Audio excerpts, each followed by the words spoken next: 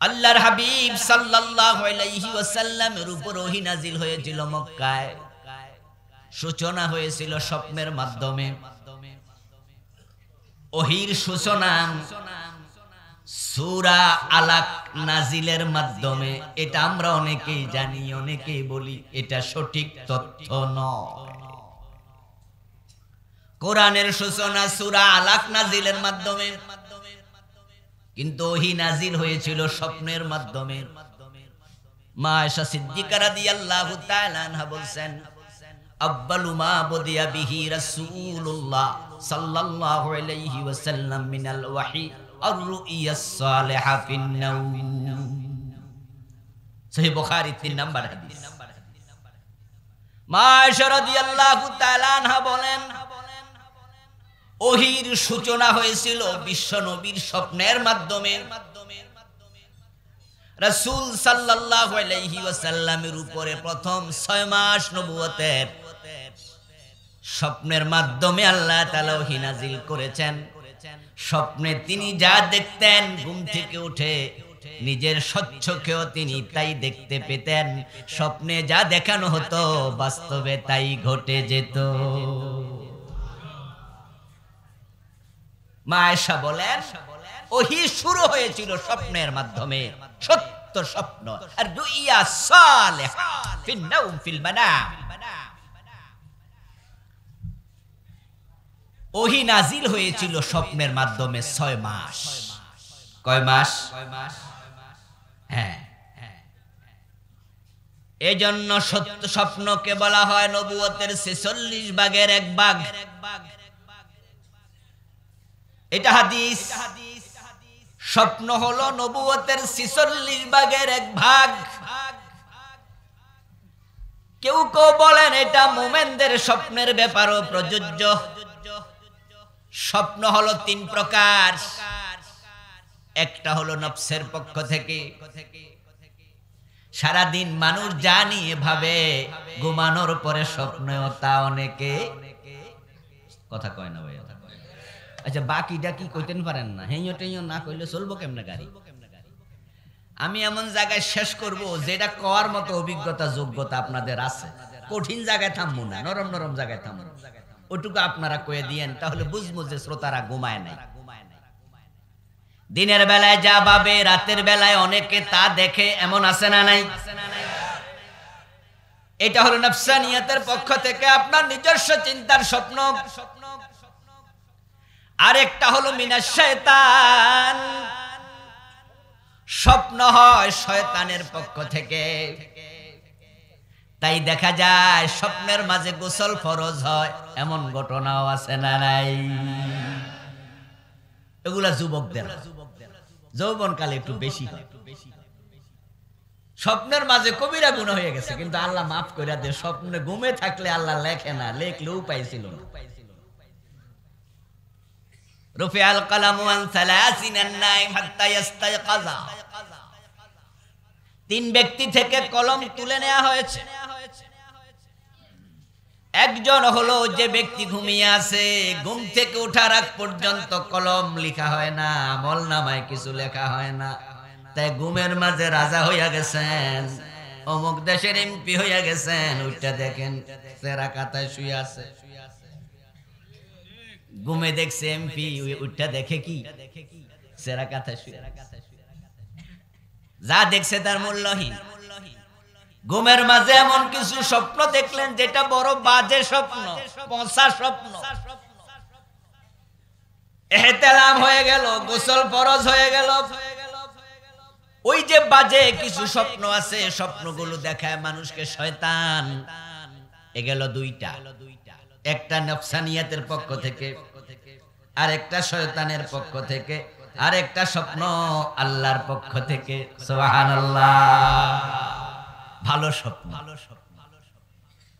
ঘুমের মাঝে বিশ্ব নবীকে স্বপ্ন দেখে ফেলেছে এমন আল্লাহর বান্দাও আছে না নাই? রাসূল সাল্লাল্লাহু আলাইহি ওয়াসাল্লামকে স্বপ্ন দেখে, স্বপ্ন যোগে হজ করে, কাবা তাওয়াফ করতেছে, স্বপ্নে ভালো কাজ করে। কিছু কিছু স্বপ্ন আল্লাহর পক্ষ থেকে হয়। ওই স্বপ্নগুলোর মর্যাদা, এগুলাকে নবুয়তের 46 ভাগের 1 ভাগ বলছেন মর্যাদার দিক থেকে কেউ কেউ। তবে আমি মনে করি বিশ্ব নবী মুহাম্মদুর রাসূলুল্লাহ সাল্লাল্লাহু আলাইহি ওয়াসাল্লামের নবুয়তের প্রথম 6 মাস স্বপ্ন চলছিল, ওহী চলছিল স্বপ্নের মাধ্যমে। বিশ্ব নবীর নবুয়ত ছিল 23 বছর। 6 মাস 6 মাসে হয় 1 বছর, তাহলে 23 বছরকে 6 মাস করে দিলে 46 ভাগ হবে। হবনি? 2 6 মাসে 1 বছর, তাহলে 23 কে যদি 6 দিয়া ভাগ দেন কত হবে? এই অঙ্ক এত সোজা অঙ্ক না করলে কেমনে ওয়াজ করবেন? কত ভাগ হবে বলেন জোরে, কত ভাগ? 46 ভাগ। তাহলে স্বপ্ন চলছিল 6 মাস, 46 ভাগের 1 ভাগ। রাসূল সাল্লাল্লাহু আলাইহি ওয়াসাল্লামের বয়স হলো 40 বছর 6 মাস। তিনি হেরা গুহায় বসে ধ্যানে লিপ্ত আছেন, জাতিকে নিয়ে ভাবছেন। 17 বছর বয়সে হিলফুল ফুজুল সংগঠন বানিয়েছিলেন, জাতির পরিবর্তনের স্বপ্ন দেখেছিলেন। জাহেলিয়াতের যুগের মানুষগুলো পাপাচার অনাচারে ডুবেছিল, তাদেরকে তিনি ডুবন্ত অবস্থায় থেকে তুলতে চেয়েছেন। ওই দারুণ স্বপ্ন দেখে যুবকদেরকে সাথে নিয়ে হিলফুল ফুজুল সংগঠন বানায়া 17 বছর বয়স থেকে 40 বছর পর্যন্ত দীর্ঘ 23 বছর চেষ্টা করেছেন, কিন্তু ভালো ফলাফল পান নাই। 23 বছর চেষ্টা করার পরে এবার ভাবছেন কি করা যায়। ভাবার বিষয়ে বিশ্ব নবী আল্লাহ তাআলা ইঙ্গিত করলেন, যদি ধ্যান করতে চান, ভাবতে চান, গভীর ধ্যানের জন্য নির্জন জায়গা বড় ভালো। আল্লাহর নির্দেশনায় ইঙ্গিত পেয়ে তিনি ঘর থেকে বেরিয়ে গেলেন।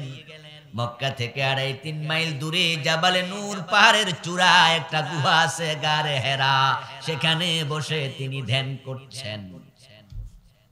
বয়স হয়ে গেল 40 বছর 6 মাস। এবার জিবরিল আমিন হাজির, ইকরা নাজিলের মাধ্যমে কোরআন শুরু হলো। এগুলো আপনারা কম বেশি বিভিন্ন হুজুরদের থেকে শুনেছেন, আর আলেম ওলামারা তো হাদিসের কিতাবেই পড়েছেন। জিবরিল আমিন এসে গেলেন, ইকরা বিসমি রাব্বিকাল্লাযী খালাক, পড়ো তোমার রবের নামে। ওহী নাজিল শুরু হলো। রাসূল সাল্লাল্লাহু আলাইহি ওয়াসাল্লাম বাড়ি চলে গেলেন। কিছুদিন ওহী নাজিল বন্ধ ছিল, এটাকে ফাতরাতুল ওহীর যুগ বলা হয়। কোন কোন ঐতিহাসিক 6 মাস বলেছেন, কেউ 1 বছর, কেউ কম বেশি 2.5 বছর পর্যন্ত কেউ কেউ বলেছেন। আল্লাহু আলাম, আল্লাহ ভালো জানেন সঠিক কোনটা। দীর্ঘদিন ওহী আসে নাই। রাসূল সাল্লাল্লাহু আলাইহি ওয়াসাল্লাম তিনি গারে হেরার মাঝে আবার ধ্যান করতেন, যেতেন, বসতেন, ভাবতেন। এই দীর্ঘদিন গ্যাপের পরে একদিন তিনি গারে হেরা থেকে নেমে বাড়িতে রওনা দিলেন। উপত্যকায় পৌঁছার পরে জিবরিল আবার হাজির হলো দীর্ঘ গ্যাপের পরে। শূন্যে জিবরিল আমিন বসে আছেন, বসে ডাক দিলেন, ইয়া মুহাম্মদ। আল্লাহর হাবিব বলেন, আমার নাম ধরে ডেকে যাক, আমার নাম ধরে ডাক দিল, তাই আমি ভাবলাম হয়তো কেউ পিছন থেকে ডেকেছে। আমি তো সামনে হেঁটে যাচ্ছি, কেউ সামনে থাকলে তো দেখতাম। তাই ডাক শুনে পিছনে তাকালাম, দেখি পিছনে কেউ নাই। আর একটু হাঁটলাম, ইয়া মুহাম্মদ। এবার ডান দিকে তাকালাম, না দেখলাম না, বামে তাকালাম, নাই, কেউ নাই। আর একটু যাওয়ার পরে আবার আওয়াজ, ইয়া মুহাম্মদ। সামনে নাই, পিছনে নাই, ডানে নাই, বামে নাই, কোনো মানুষ। আওয়াজ কোথা থেকে আসে? তাই এবার ভাবলাম উপরের দিক থেকে আসে কিনা। উপরের দিকে তাকায়া দেখি পুরা আকাশ জুড়ে এক বড় চেয়ারে এক লোক বসে আছে, পুরা দিগন্ত বেষ্টিত। ফাখররা মাকশিয়া, আল্লাহর হাবিব বেহুশ হয়ে মাটিতে পড়ে গেলেন। জিবরিল আমিন নামলেন, কাছে গেলেন। ثم دنا فتدلى فكان قاب قوسين أو أدنى آية كريمة تفسير كشاف بيزبي در المنصور تفسير خازن تفسير صفوة التفاسير ابن كثير জালালাইন অধিকাংশ তাফসীর বিশারদগণ বলতেছেন জিবরিল আমিন তারপরে ওই চেয়ার থেকে মানুষের সুরত ধরলেন, ধরে রাসূলের কাছাকাছি হলেন, একবারে কাছে চলে গেলেন, বিশ্বনবীকে ধরে শোয়া থেকে মাটিতে বসায়া নিজ হাতে রাসূলের গায়ের ধুলাগুলো মুছে দিলেন। কোন কোন মুফাসসির আয়াতকে মিরাজের সাথে লাগায়, তবে সেটা খুব কম মুফাসসির বলেছে। আমার বন্ধু রাসূলকে এত সুন্দর করে তুলে ধরে গায়ের বালুগুলো মুছে দিলেন। আল্লাহর হাবিব বাড়ি চলে গেলেন। বাড়ি গিয়ে তিনি এবার ভয় পেয়েছেন, তাই মা খাদিজাকে বলে জাম্মিলুনি জাম্মিলুনি দাসিরুনি দাসিরুনি, আমার জ্বর উঠছে, আমার ভয় লাগতেছে, গা কাঁপতেছে, কি এক বেড়া দেখলাম বিশাল আকৃতি, আমার গা কাঁপছে, আমাকে কম্বল দিয়ে জড়ায়া ধরো। মা খাদিজাতুল কুবরা রাদিয়াল্লাহু তাআলা আনহা কম্বল দিয়ে বিশ্ব নবীকে জড়ায়া দিলেন। রাসূল কম্বল গায়ে দিয়ে শুয়ে আছেন। এই ফাঁকের পরে আবার জিবরিল সরাসরি আবার ওহী নিয়ে হাজির। ইয়া আইয়ুহাল মুদ্দাসসির কুম ফাআনযির ওয়া রাব্বাকা ফাকাব্বির ওয়া সিয়াবাকা ফাতাহহির। আবার ওহী নাজিল শুরু হয়ে গেল। ধারাবাহিকতা এবার চলছে। ও কম্বলওয়ালা উঠে যা। আল্লাহ তাআলা বিশ্ব নবীকে ইয়া মুহাম্মদ বলে একবারও ডাকেন নাই কোরআনে। বড় মায়া করে, বড় ভালোবেসে, বড় সম্মান দিয়ে বিশ্ব নবীকে ডেকেছেন। এটা আল্লাহর হাবিবের বিশেষত্ব, ফজিলত। কোরআনের মাঝে আল্লাহ তাআলা অসংখ্য নবীকে নাম ধরে ডেকেছেন, মর্মে আয়াত পাওয়া যায়। কিন্তু বিশ্ব নবীকে বলছেন ইয়া আইয়ুহাল মুজাম্মিল, ইয়া আইয়ুহাল মুদ্দাসসির, ইয়া আইয়ুহান নবী, ইয়া আইয়ুহার রাসূল। সুবহানাল্লাহ পড়ে। আর আদমকে যখন ডাকছেন তখন কি বলছেন? ইয়া আদামুসকুন আতা ওয়া জাউজুকাল জান্নাহ। ও আদম, তুমি এবং তোমার স্ত্রী জান্নাতে থাকো। ইয়া নূহ ইন্নাহু লাইসা মিন আহলিক। ও নূহ, তোমার ছেলে কেনান তোমার পরিবারের কেউ না। ইয়া ইব্রাহিম قد صدقت الرؤيا يا زكريا إنا نبشرك بغلام يا يحيى خذ الكتاب بقوة يا موسى لا تخف। سبحان الله পড়েন। ইব্রাহিমকে ইব্রাহিম বলে ডাকে, মূসাকে মূসা বলে আল্লাহ ডাকেন, ঈসাকে ঈসা বলে ডাকেন, জাকারিয়াকে জাকারিয়া বলে ডাকবে। কিন্তু নবী মুহাম্মদকে ইয়া মুহাম্মদ বলে আল্লাহ একবারও ডাক দেন নাই। মুহাম্মদ শব্দটা কোরআনে এসেছে 4 বার। আলোচনা করতে গিয়ে এসেছে। আহমদ এসেছে কোরআনে একবার নাকি দুবার? একবার। ইয়া আইয়ুহান নবী এসেছে 13 বার। ইয়া আইয়ুহাল মুজাম্মিল এসেছে একবার। ইয়া আইয়ুহাল মুদ্দাসসির এসেছে একবার। বিশ্ব নবীকে আল্লাহ তাআলা নবী বলে ডাকে, রাসূল বলে ডাকেন। আজকে রাসূল কম্বল গায়ে দিয়ে শুয়ে আছেন, আল্লাহ তাআলা বিশ্ব নবীকে ডাকছেন ও কম্বলওয়ালা। ইয়া আইয়ুহাল মুদ্দাসসির। এই আওয়াজ মিয়া বাড়াও। মা আর সামনে যাবে না, নাক কান নাক ফেটে যাবে, নাক আসবে কোত্থেকে? নো হচ্ছে না, আমার সতর্ক করো না। আওয়াজ বাড়াও, আওয়াজ বাড়াইতে থাকো। হ্যাঁ, মাঝে আওয়াজ হবে ঠাস ঠাস ঠাস ঠাস করে, হয়তো কণ্ঠ কুলাবে না। একটু জিকির করুন লা ইলাহা ইল্লাল্লাহ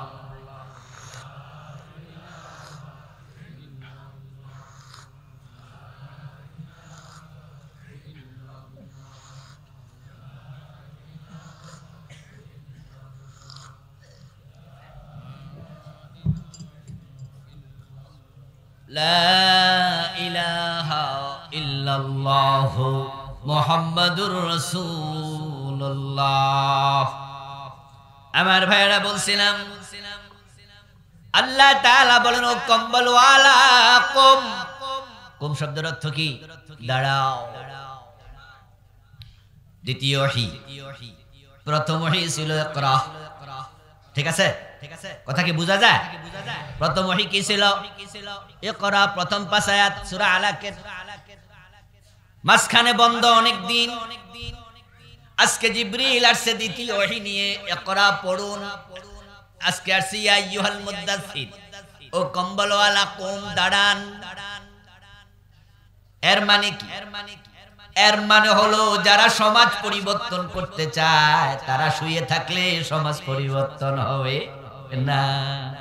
সমাজ পরিবর্তন করতে যারা চায় তাদেরকে দাঁড়াতেই হবে। বিশ্বনবী দাঁড়িয়ে গেলেন, আর কোনোদিন বসেন নাই। আল্লাহর হাবিব দাঁড়ালেন, আর কোনোদিন বসেন নাই। মরা পর্যন্ত দাঁড়ায়া থাকলেন। আল্লাহ দাঁড়াতে কইছে, আল্লাহর কথার বাহিরে নবী চলেন না, চলার অধিকারও নাই। কুল ইন আত্তাবিউ ইল্লা মা ইউহা ইলাইয়া, আপনি বলে দিন ও উম্মতেরা শোনো, এই ওহী শুধু তোমরা মানো না, এটা আমি নবীও মানতে বাধ্য।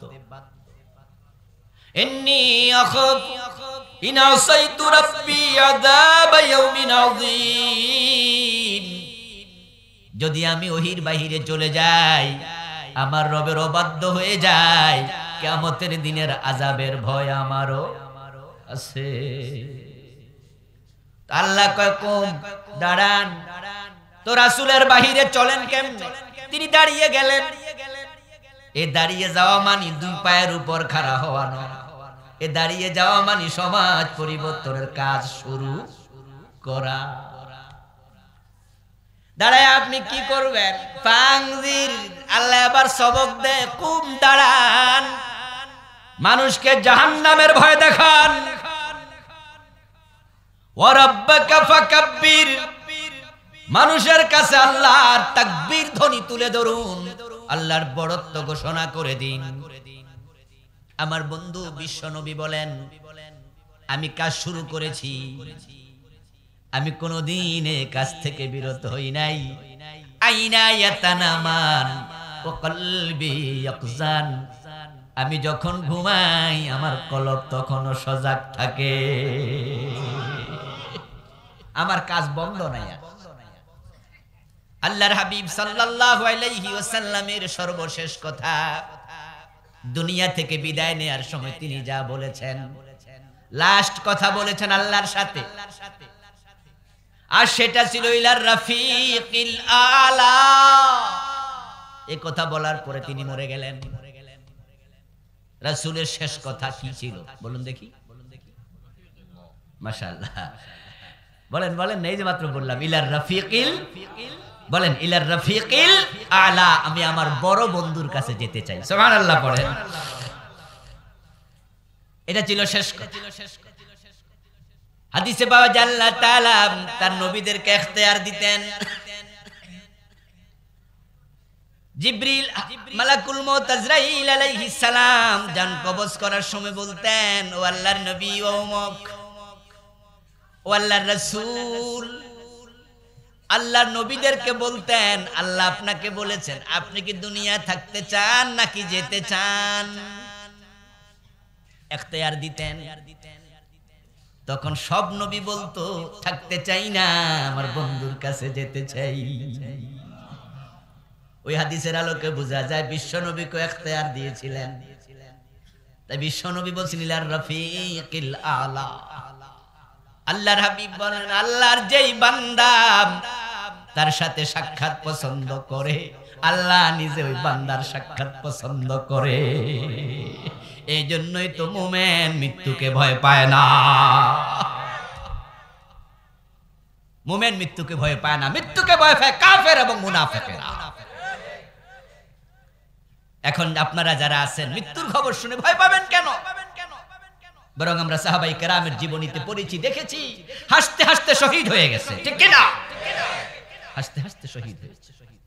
হাতে খেজুর ছিল, খেজুর খাচ্ছিলেন, শাহাদাতের খবর শুনে, পুরস্কারের কথা শুনে বলেছেন, তাহলে খেজুর খেয়ে আর সময় নষ্ট করব না। আমরা আমাদের দেশেও দেখেছি, আমরা পৃথিবীর বিভিন্ন মনীষীর জীবনে পড়েছি, তাদেরকে ফাঁসি দেয়া হবে, খবর শোনার পরেও তারা ভয় পায় নাই, হাসতে হাসতে ফাঁসির মঞ্চে। মোমেন মৃত্যুকে ভয় পেতে পারে না। আপনাদের কাছে আমি জানতে চাই, মেহেরবানি করে জবাব দিন, মানুষের মরণ হয় কয়বার? যারা কথা বলেন না তারাও একটু বলুন, মরণ হয় কয়বার? মরণের সময়টা অনির্ধারিত না নির্ধারিত? মরণের জায়গাটা অনির্ধারিত না নির্ধারিত? তো সময় যদি নির্ধারিত হয়, ভয় পাইয়া লাভটা কি? ভয় পাইলেও যাওয়া লাগে। ইদা জা আজালুহুম লা ইস্তাখিরুনা সাআতান ওয়া লা ইস্তাকদিমুন। আল্লাহ কোরআন মাজিদে বলেন, সময় যদি এসে যায়, এক সেকেন্ড আগেও নয়, এক সেকেন্ড পরেও নয়।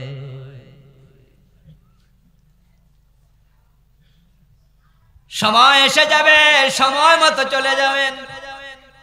قال النبي صلى الله عليه وسلم إذا قضى الله لعبد أن يموت بأرض جعل له إليها حاجة। শুধু সময় নরে ভাই, জায়গাটা অনির্ধারিত। বিশ্বনবী বলছেন, যে জায়গায় তোমার মরণ নির্ধারণ করা আছে, মরার আগে ওই জায়গায় আল্লাহ কোনো না কোনো ওসিলায় তোমার সেখানে পৌঁছায়া দেন। মৃত্যু যদি থাকে গুলি খাইয়া মরা লাগবে, বাড়িতে হইয়া থাইকাও লাভ নাই।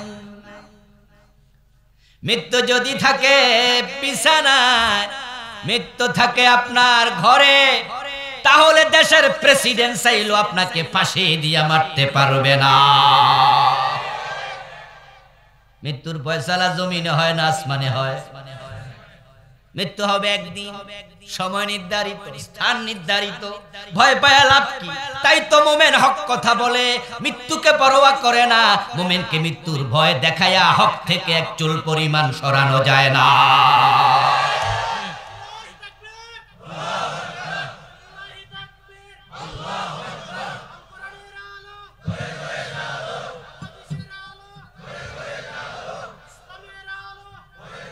আমার প্রিয় ভাইয়েরা, রাসূল সাল্লাল্লাহু আলাইহি ওয়াসাল্লাম তিনি শেষ কথা বললেন, ইলার রাফিকিল আলা। আর দুনিয়ার মানুষের সাথে শেষ কথা ছিল আসসালাত আসসালাত ওয়া মা মালাকাত আইমানুকুম। বিশ্বনবী যেদিন ইন্তেকাল করলেন, যে সময় ইন্তেকাল করলেন, ওই সময় রাসূলের আত্মীয় স্বজন, পরিবার পরিজন তার কাছে ছিল কিনা? কথা বলেন না ভাইয়েরা, ছিল? ছিল। আচ্ছা আচ্ছা। মা আয়েশা রাদিয়াল্লাহু তাআলা আনহা বলেন, আল্লাহর হাবিবের মৃত্যু হয়েছে আমার এখানে, আমার বুকের সাথে। আমি পিছন দিয়া রাসূল সাল্লাল্লাহু আলাইহি ওয়াসাল্লামকে এভাবে জড়ায়া ধরে রেখেছিলাম। রাসূলুল্লাহ আমার বুকের সাথে, আমি পিছন দিয়া ওনাকে জড়িয়ে ধরে এখানে মাথাটা রেখেছি। আল্লাহর হাবিব ইন্তেকালের আগ দিয়া ঠোঁটে কি যেন কিছু বলতেছিলেন, কিছু একটা ইঙ্গিত করতেছিলেন। আমি বুঝে ফেলেছি তিনি মেসওয়াক করতে চান। আমি বললাম, হুজুর আপনি কি মেসওয়াক করতে চান নাকি? আল্লাহর হাবিব মাথা নেড়ে বললেন, হ্যাঁ, আমি মেসওয়াকটা লইয়া আমার দাঁতের মাঝে একটু চিবাইয়া একটু হালকা শক্তটাকে নরম করে দিলাম। আল্লাহর হাবিব এবার মেসওয়াক করলেন। রাসূলের ইন্তেকালের আগে উনার মুখের থুতু আমার মুখের থুতু এক জায়গায় হয়েছে। এটা আমি আশার বিশেষত্ব। আল্লাহর হাবিব সাল্লাল্লাহু আলাইহি ওয়াসাল্লামের পরিবারের লোকেরা ওনার সাথে মরার আগে মানুষ পরিবারের লোকদের কাছে বলে, অমুক জায়গায় ঋণ আছে দিয়া দিও, অমুকের কাছে টাকা পানা আছে আইনা লইও, বলে না এগুলা? আমার এই জায়গায় সম্পদ আছে, এই শোন এটা করিস, ও শোন ওটা করিস। আমরা মরার আগে আমাদের দুনিয়াদারির খবর বলি, আর বিশ্বনবী ইন্তেকালের আগে বলছেন আসসালাত আসসালাত, নামাজ নামাজ নামাজ, ও উম্মত নামাজ ছাড়িও না। ওমা মালাকাত আইমানুকুম, এবং তোমাদের অধীনস্থদের ব্যাপারে সাবধান থাকিও, কারণ কিয়ামতের দিন শুধু নিজের ব্যাপারে নয়, নিজের অধীনস্থের ব্যাপারেও প্রশ্ন করা হবে, জবাব দেয়া লাগবে। কু আনফুসাকুম ওয়া আহলিকুম নারা, জাহান্নাম থেকে নিজে বাঁচাও, নিজের পরিবারকেও বাঁচাও। আসসালাত আসসালাত বলে আল্লাহর হাবিব ইন্তেকাল করলেন।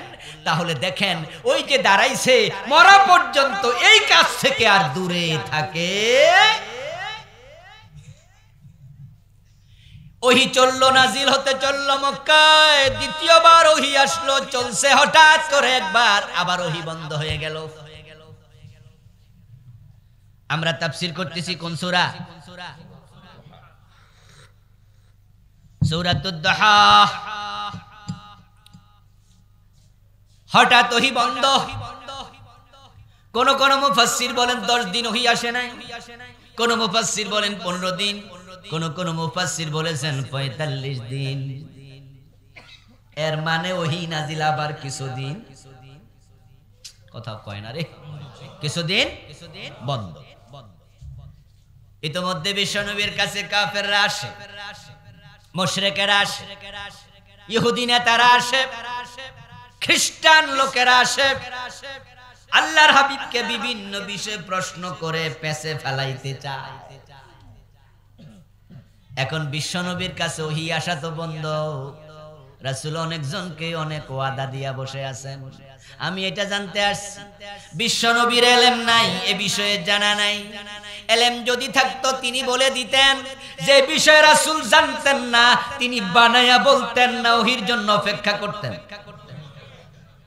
আর আমাদের অভ্যাস কি? আমরা যদি ওহীর ইলম না থাকে, কোরআন হাদিস জানে না, কিন্তু জানি না বলতে বড় শরম, তাই দরকার হলে বানাইয়া কইয়া দিমু। এটা মুমিনের চরিত্র হতে পারে না।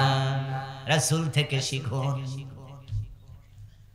রাসূল সাল্লাল্লাহু আলাইহি ওয়াসাল্লাম আন্দাজে যদি কোনো কথা বলেন, আপনি আর আমি যদি আন্দাজে কথা বলি, আন্দাজটা ঠিক হওয়ার সম্ভাবনা বেশি কার?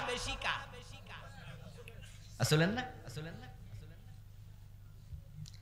আন্দাজে কথা, আন্দাজে কথা বললে, যখন কোন মুরব্বী আন্দাজে কথা বলে, তখন আমরা যারা ছোট আমরা কই যে উনার আন্দাজও ঠিক হইতে, বয়স বেশি, অভিজ্ঞতা বেশি, ইলম কালাম বেশি, তা আন্দাজ ঠিক হওয়ার সম্ভাবনা বেশি। বিশ্বনবীর মতো বড় আলেম পৃথিবী থেকে আছে, উনার মতো বড় পণ্ডিত, প্রাজ্ঞ, বিজ্ঞ, বিচক্ষণ, প্রত্যুৎপন্নমতিতা সম্পন্ন বড় মানুষ, বড় পণ্ডিত আর কেউ। তারপরেও তিনি আন্দাজে কথা বলতেন না।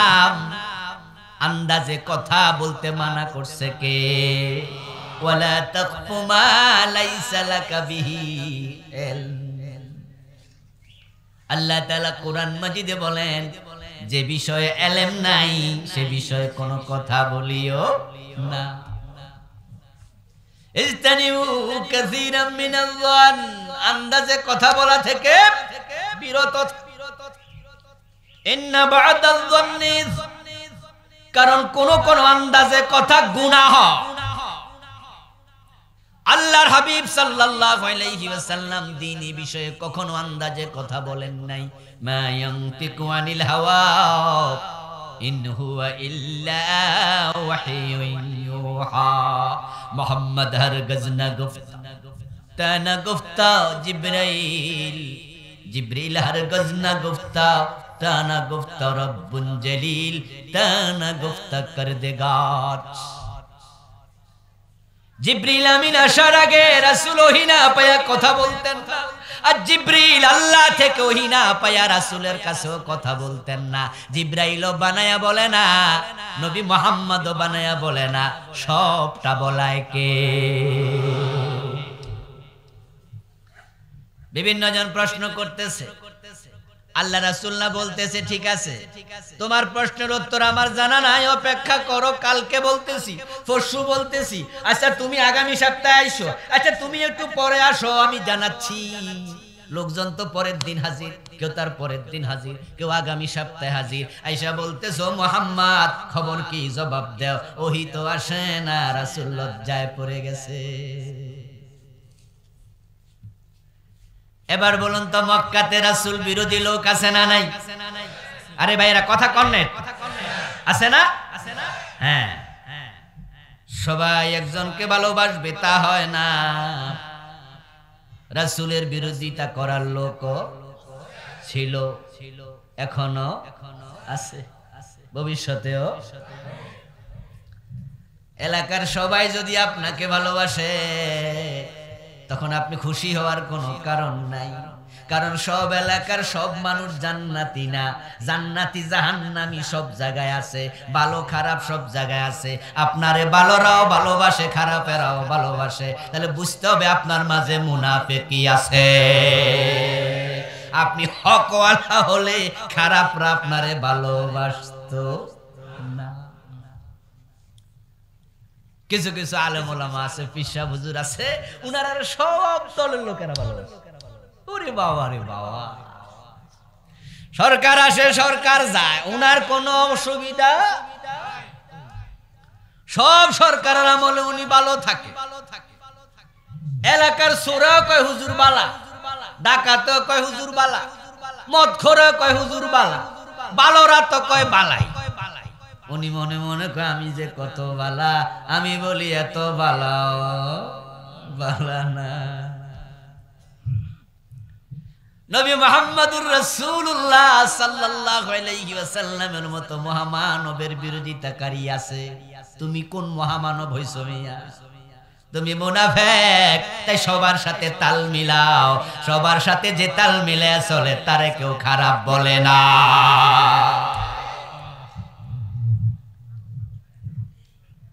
ওনার কাছে আইছে তাল গাছওয়ালা, তাল গাছ মার্কা লইয়া, হুজুর সামনে নির্বাচন, আমি এমপি ভোটে দাঁড়াইছি, আমার মার্কা তাল গাছ, আপনি একটু দোয়া করে যান। উনি তাকায় দেখছে লোকটা তো আমি চিনি, লোকটা তো মদও খায়, এরপরও ওনার জন্য মাথায় হাত দিয়া দোয়া করে, আল্লাহ তাল গাছ মার্কা পাশ করে দাও। এখন ওই মদখোর এমপি পাশ হইলে হুজুরের বিরোধিতা করবো, আর হুজুর আমার দোয়া করছে। পরে আইছে এবার গাব গাছওয়ালা, ওই এমপি আইসা হুজুরের কাছে দোয়া চায়, হুজুর সামনের নির্বাচন, আমি গাবগাছ মার্কার এমপি। হুজুর তারে চিনে যে বেডা আমার নামাজ কালাম পড়ে না, এলাকাতে কয়েকদিন আগে মমতাজ বেগমের কনসার্ট দিছিল, এই বেডার উদ্যোগে, গাবগাছওয়ালার উদ্যোগে। এখন হুজুর তার মাথায় হাত দিয়ে কয়, আল্লাহ গাবগাছ পার্ক সরাইয়া দেন। এখন গাবগাছওয়ালা পাশ করলে হুজুরের বিরুদ্ধে আর কথা বলবে না, হুজুর আমার জন্য মন ভইরা দোয়া। পরে আইছে এবার আনারসওয়ালা, হুজুর সবার জন্য দোয়া করে, কারোর বেজার করে না, লম্বা লম্বা দোয়া কইরা দে, আল্লাহ আল্লাহ কই আল্লাহ রে পারে না নামাইলেই তো আর সে আজিম থেকে। ও গাবগাছওয়ালা খুশি, তাল গাছওয়ালা খুশি, আনারসওয়ালা খুশি। আকাশ থেকে আল্লাহ কয়, ও হুজুর এমপি হইব একজন, তুই দোয়া করলি 3 জনের জন্য, কারে দিতাম? বেটা মুনাফিক, তোর মতো মৌলবীর দোয়া কবুল হবে না, বলবে না। কিছু কিছু লোক আছে সে দোয়ার জন্য আসলে তারে নসিহত করা লাগে, ঠিক কি না? নসিহত করে দাও, দোয়ার জন্য আসছে, ভালো, আপনাকে ভালোবাসে, বিশ্বাস করে, শ্রদ্ধা করে, তা দোয়ার জন্য আসছে। আপনি এবার বলে দেন যে ভাইজান আপনি এমপি নির্বাচন করবেন, আমি আপনার জন্য দোয়া করব, তবে শর্ত হলো এখন তো আপনি নামাজ পড়া লাগবে, ঠিক কি না? আপনি এটা করতে পারবেন না, ওইটা করতে পারবেন না, যান এগুলো পূরণ করেন, দোয়া এমনি হয়ে যায়। কিন্তু আপনি যে আইছে এর মাথা হাত বুলে এখন আল্লাহ এর পাশ করে দাও। আল্লাহ কয় কজন রে করাইতাম, এমপি তো হইব একজন। আমার বন্ধু আল্লাহর হাবিবের কাছে আসতেছে লোকজন, প্রশ্ন করতেছে, জবাব তিনি দিতে পারছেন না, লজ্জা পাচ্ছেন। কি হলো কি হলো, ওহী আসে না। রাসূলের যারা বিরোধিতাকারী তারা এবার কথা বলার সুযোগ পেয়ে গেছে। কেউ কেউ বলা বলি শুরু করছে, মুহাম্মাদের কাছে একটা জিন আসতো, এখন সে জিন আর আসে না। নাউজুবিল্লাহ, মাশাআল্লাহ, বলেন নাউজুবিল্লাহ। এক একজন এক একটা কইতো যে আরে শেষ শেষ, কয়দিন নবী নবী ভাব ধরছেন, এখন আর নবুয়ত নাই। আস্তাগফিরুল্লাহ। আল্লাহর হাবিব বড় লজ্জা পাচ্ছিলেন। তিনি ভাবছিলেন, আমার আল্লাহ আমার উপর কেন নারাজ হলো, আমার আল্লাহ আমার উপর কেন অসন্তুষ্ট হলো, ওহী নাজিলটা কেন বন্ধ হয়ে গেল, নিশ্চয় আমার কোনো দোষ আছে, ভুল আছে। তিনি মনে মনে এগুলো ভাবতেছিলেন। কিছুদিন যাওয়ার পর আবার ওহী নাজিল শুরু হলো। আল্লাহ তাআলা সূরা দোহা নাজিল করলেন। দিবসের কসম, আলোর কসম, রাতের অন্ধকারের কসম, মা ওয়াদ্দাকা রাব্বুকা ওয়া মা ক্বালা। আপনার রব আপনার উপর অসন্তুষ্ট হয় নাই, তিনি আপনাকে পরিত্যাগ করেন নাই, বরং আপনাকে তিনি বিশ্রাম দিয়েছেন। সুবহানাল্লাহ পড়েন। মুফাসসিরগণ বলেন, ওহীর বিরতি দিয়ে আল্লাহ বিশ্ব নবীকে একটু বিশ্রাম দিয়েছে, কারণ তিনি চিন্তা করছেন, কাজ করছেন, ওহী আসছে, প্রতিটা ওহীর আলোকে চলছেন। আল্লাহ তাআলা চাইলেন যে ৫-৭ দিন ১০ দিন একটু বিশ্রাম দিই। কোন কোন মুফাসসির বলেন, আল্লাহর হাবিব সাল্লাল্লাহু আলাইহি ওয়াসাল্লাম যে রুমের মাঝে ঘুমাতেন, বিশ্ব নবীর স্ত্রী ছিল তখন মাত্র একজন, মা খাদিজা। মা খাদিজাতুল কুবরা রাদিয়াল্লাহু তাআলা আনহা ইন্তেকাল করলেন নবুয়তের ১০ম সনে। বিশ্ব নবী তারপরে বিয়ে করেছেন আরো ১০টা। আল্লাহর হাবিব বিয়ে করেছেন মোট ১১টা। ২ স্ত্রী ইন্তেকাল করেছেন রাসূলের জীবদ্দশায়। উনার ইন্তেকালের সময়ও জীবিত ছিল একসাথে ৯ জন। কিন্তু মা খাদিজার জীবিত অবস্থায় রাসূল দ্বিতীয় কোনো বিয়ে করেন। মা খাদিজার ঘরে রাসূলুল্লাহ সাল্লাল্লাহু আলাইহি সাল্লাম থাকতেন। কোন মুফাসসির বলেন, ওই মা খাদিজার ঘরে সেই খাটের মাঝে, চকির মাঝে রাসূল ঘুমাতেন, ওই চকির নিচে একটা কুত্তার বাচ্চা ঢুকে বসেছিল। এটা কুকুরের বাচ্চা ওই ঘরের মাঝে খাটের নিচে ছিল। যেই কয়দিন, ওই কয়দিন ওহী আসা বন্ধ ছিল। ইন্নাল মালাইকাতা লা তাদখুলু বাইতান ফীহি কাল আও তাসাবিত। আল্লাহর রাসূল সাল্লাল্লাহু আলাইহি ওয়াসাল্লাম বলেন, সেই ঘরে ফেরেশতা প্রবেশ করে না যেই ঘরে ছবি এবং কুকুর থাকে। ওই কুকুরটা যেদিন বেরিয়ে গেছে, সেদিন জিবরিল ওহী নিয়ে নাজিল। আবার আল্লাহ তাআলা বলেন, ও নবী, আপনাকে আমি ভুলে যাই নাই, আপনার উপর বিরক্ত হই নাই। এবার শুনুন, ওয়ালা সাউফা ইউতিকা রাব্বুকা ফাতারদা মা ওয়াদ্দাআকা রাব্বুকা ওয়া মা ক্বালা ওয়ালাল আখিরাতু খায়রুল লাকা মিনাল উলা। বরং আপনার জন্য আমি সুসংবাদ পাঠাচ্ছি, আপনার বর্তমান অবস্থা যা আছে ভবিষ্যৎ অনেক ভালো হবে। উলা বলতে দুনিয়া, আখিরাত বলতে জান্নাত। উলা বলতে মাক্কি জীবন, আখিরাত বলতে মাদানী জীবন। এইভাবে মুফাসসিরগণ ব্যাখ্যা করেছেন। আমরা দেখেছি আল্লাহর কথা ১০০% সত্য হয়েছে। আল্লাহর হাবিবের প্রথম জীবনে যে কষ্ট ছিল, পরের জীবনে সে কষ্ট ছিল না। মক্কায় যখন ছিলেন, লোকজন বিশ্ব নবীকে ঘরে ঘুমাতে দেয়নি। ৭ম হিজরিতে ধরে নিয়ে শেবা আবি তালেবে বন্দী করে দিল। ৭ম সনে বন্দী করলো। নবুয়তের ১০ম সন পর্যন্ত ৩ বছর রাসূল জেলখানায় বন্দী ছিলেন। শিয়া আবি তালেবের বন্দিশালায় কাফেররা বিশ্বনবীকে শুধু বন্দী করেনি, বিশ্বনবীর পরিবার পরিজনের সাথে সামাজিক বয়কট ঘোষণা করেছে। খাবার দাবার পানীয়ের সাপ্লাই পর্যন্ত বন্ধ করে দিছে। রাসূল পরিবারের সদস্যরা খাবারের অভাবে, পানীয়ের অভাবে গাছের ছাল বা কল্লতা পাতা খাইছে। তাদের পায়খানা ছাগলের পায়খানার মতো শক্ত হয়ে গেছে। রাতের বেলায় বাচ্চাদের চিৎকারে আকাশ প্রকম্পিত হতো, মায়েদের বুকের দুধ শুকায়া গেছে। বনু হাশম গোত্র দারুণ কষ্টে নিপতিত হলো। এই কষ্টের জীবনের পরে আল্লাহ তাআলা রাসূলকে মদিনায় নিয়ে নিলেন। মদিনায় যাইতে দেরি, মদিনার লোকেরা মাথায় তুলে প্রেসিডেন্ট বানাতে দেরি করে নাই।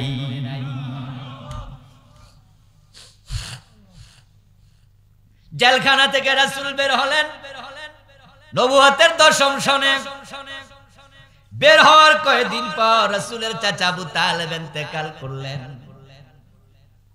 আবু তালেব ছিলেন রাসূলের জন্য বটগাছের মতো, বটগাছের মতো। বিশ্বনবীর বয়স যখন মাত্র 8 বছর, আবু তালেব রাসূলের চাচা। জন্মের আগে রাসূলের বাবা নাই, জন্মের পর মাত্র 5 বছর বয়সে মা নাই, 8 বছর বয়সে দাদা নাই।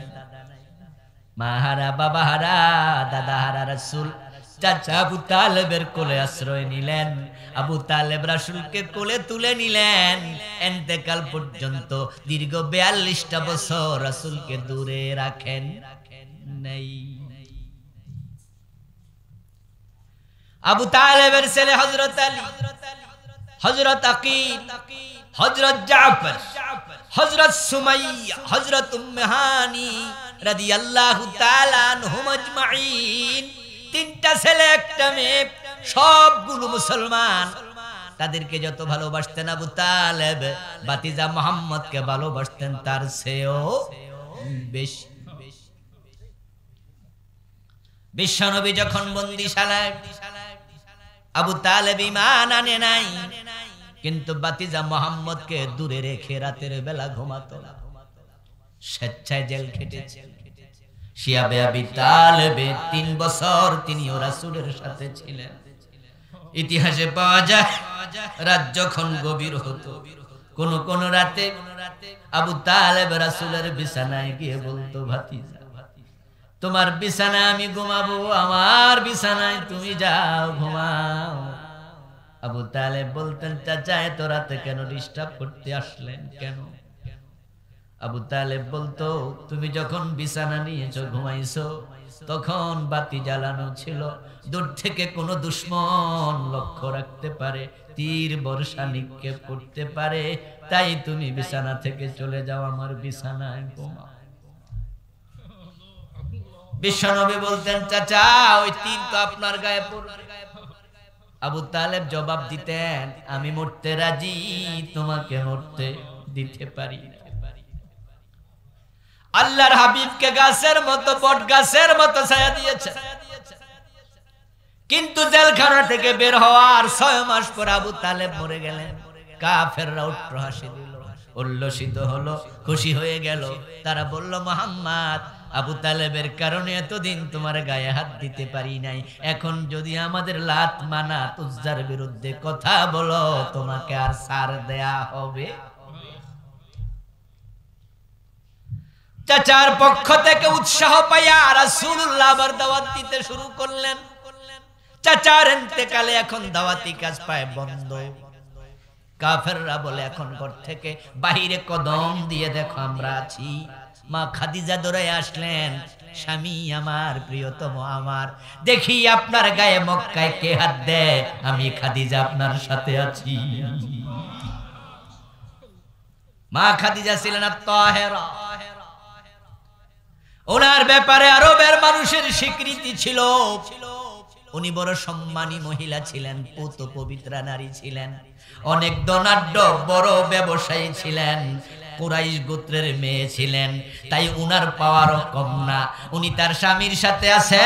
বিশ্বনবী আবার দাওয়াতি কাজ শুরু করলেন। 2 মাস যাওয়ার পর হঠাৎ করে মা খাদিজা ইন্তেকাল করলেন। এখন রাসূলকে সাহস দেয়ার কেউ নাই। কাফেররা বেলালের গলায় রশি লাগাইয়া দিছে,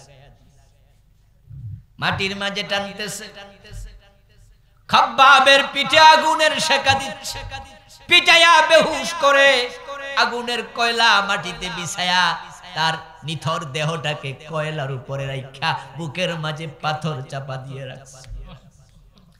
আম্মার ইবনে ইয়াসির রাদিয়াল্লাহু তাআলা আনহুর পরিবারের লোকদেরকে কাফেররা পিটায়া পিটায়া মাইরা বেহুশ করে মরুভূমির উত্তপ্ত বালিতে রেখে বুকের উপর পাথর চাপা দিয়ে রেখেছে। হযরত সুমাইয়া রাদিয়াল্লাহু তাআলা আনহার লজ্জাস্থান বরাবর বর্ষা মেরে আবু জেহেল তাকে হত্যা করেছে। পরিবেশ বড় খারাপ। মা খাদিজাও নাই, আবু তালেবও নাই। মক্কার পরিস্থিতি বড় খারাপ, জটিল অবস্থা, কথা বলার কোন পরিবেশ। রাসূল সাল্লাল্লাহু আলাইহি ওয়াসাল্লাম হেঁটে যাচ্ছেন, দেখতে পেলেন ইয়াসার পরিবারের লোকদেরকে মাটির মাঝে শোয়া রাখছে, বুকের মাঝে পাথর চাপা দিয়ে। আল্লাহর হাবিব তাদের দিকে তাকায়া চোখের পানি ছেড়ে দিয়ে সেদিন বললেন, সবরান আলা ইয়াসার ইন্না মাউইদাকুমুল জান্নাহ। ও ইয়াসির পরিবারের লোকেরা, ধৈর্য ধরো, ধৈর্য ধরো। তোমাদের সাহায্য করার ক্ষমতা আমার নাই, তবে আমি নবী মুহাম্মদ তোমাদেরকে জান্নাতের ওয়াদা দিয়ে গেলাম।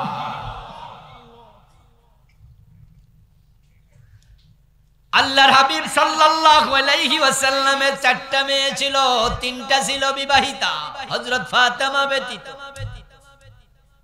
বড় মেয়ে জয়নব বিবাহিতা, রুকাইয়া বিবাহিতা, উম্মে কুলসুম বিবাহিতা।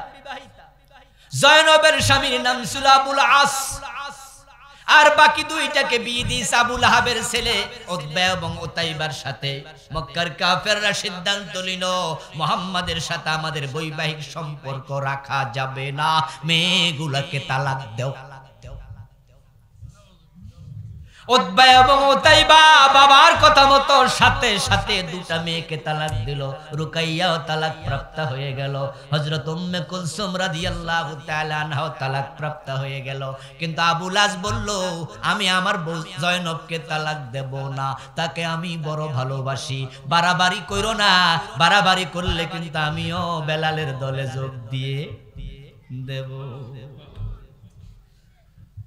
তখন তারা ভাবলো আবু লাসকে বেশি ঘাটাঘাটি করলে সে আবার কালেমা পড়ে ফেলতে পারে, তাই বলে তুমি কি করতে চাও বলো। আবু লাস বলল, তোমাদের কথা মতো আমি জয়নবকে তার বাবার বাড়ি পাঠাতে পারি, কিন্তু তালাক দেব। কাফেররা বলল, দ্যাটস এনাফ, দ্যাটস ওকে, অতটুকু চলবে। এখন জয়নব বাবার বাড়ি চলে গেল, হযরত উম্মে কুলসুম বাবার বাড়ি চলে আসলো, হযরত রুকাইয়াও চলে আসলো, ফাতেমা তো আগ থেকে বাবার বাড়িতে আছেন। এখন ঘরে মেয়ে কয়টা? কথা বলেন না ভাইরা, কয়টা মেয়ে? মা কি আসেনি? খাদিজা তো নাই। 4টা মেয়ে যুবতী, মা ঘরে নাই। বাবা নবী মুহাম্মদ ঘর থেকে বাহিরে যাওয়ার পরিবেশ নাই। আল্লাহ তাআলা ওহী নাযিল করলেন, ইয়া আইয়ুহার রাসূল বাল্লিগ মা উনজিলা ইলাইকা মির রাব্বিক ওয়া ইন লাম তাফআল ফামা বাল্লাগতা রিসালাতাহু। ও আমার রাসূল, রাসালাত লইয়া ঘরে বসে থাকার সুযোগ নাই। বাল্লিগ মা উনজিলা ইলাইকা মির রাব্বিকা, আপনার রবের পক্ষ থেকে যে মেসেজ আপনাকে দিয়েছি সেটা পৌঁছাতেই, যদি আপনি অবহেলা করেন, যদি অবহেলা করেন, ঘরে বসে থাকেন, ফামা বাল্লাগতা রিসালাতাহু, প্রমাণ হয়ে গেল রিসালতের দায়িত্ব পালন করেন নাই। কাফেররা বলতেছে বের হইয়া দেখো ঠ্যাং ভাই গেলাম। এখন তো আবু তালেবও নাই, খাদিজাও নাই, সাহায্য করবে কে? রাসূল টেনশনে পড়ে গেলেন, কি করা যায়? আল্লাহ কয় বসে থাকা যাবে না, প্রচার করেন, তাবলীগ করেন। তাবলীগ করতে হবে। তাবলীগ করতে বলেছেন কে? বাল্লিগ, মাসদার হলো তাবলীগ। তাবলীগ করেন, আল্লাহ বলছে তাবলীগ করতে হবে। এখন কিসের তাবলীগ? মা উনজিলা ইলাইকা মির রাব্বিকা, রবের পক্ষ থেকে যা নাজিল হয় ওহির তাবলীগ করেন। ওহির ভিতরে নামাজ আছে, রোজা আছে, হজ আছে, যাকাত আছে, তাসবিহ আছে, জিকির আছে। সুর ধরে হাত কাটার বিধান নাই, ঠিক না? আসেনি? ডাকাত ধরে শুলে দেওয়ার বিধান নাই। মদ খাইলে 80 বেত লাগানোর বিধান নাই। জেনা করলে পাথর মারার বিধান নাই। জমিন যার আইন চলবে শুধু তার, এই বিধানটা নাই। তো তাহলে আপনি তাবলীগ যখন করবেন, সুবিধাবাদী তাবলীগ চলবে না। ওহিতে যা আছে সব তাবলীগ করতে হবে। তাবলীগ আপনাকে করতেই হবে, এটা আল্লাহর অর্ডার। রাসূল এখন নাই, রাসূল আর আসবে না, এই দায়িত্ব আমাদের কাঁধে আছে না নাই? করতে হবে রাসূলের মতো সবটা। রাসূল সাল্লাল্লাহু আলাইহি ওয়াসাল্লাম মিসওয়াক করেছেন, জিকির করেছেন, আবার প্রয়োজনে হাতে তলোয়ারও নিয়েছেন। ৭ যুদ্ধে সেনাপতি। এখন আপনি রাসূলের মেসওয়াকের ওয়াজ করেন, জিকিরের ওয়াজ করেন, নামাজের ওয়াজ করেন, কিন্তু জালেমের বিরুদ্ধে প্রয়োজনে তলোয়ার নিতে হবে, জিহাদ করতে হবে, এই ওয়াজ আপনি কোনোদিন করেন না। প্রমাণ হয়ে গেল সত্যিকার অর্থে আপনি তাবলীগ করছেন না। আপনি বড় সুবিধাবাদী। আপনি বুঝেন নামাজ রোজার তাবলীগ করলে মাইর খাওয়া লাগে না, জিহাদের তাবলীগ করলে জেলেও যাওয়া লাগতে পারে।